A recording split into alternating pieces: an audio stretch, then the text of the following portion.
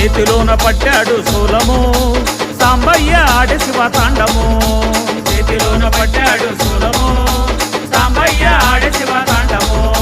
కంఠములో నిలపంగా గరళము గర్జించి మెరిసెను ఆకాశము కంఠములో నిలపంగా గరళము గర్జించి మెరిసెను ఆకాశము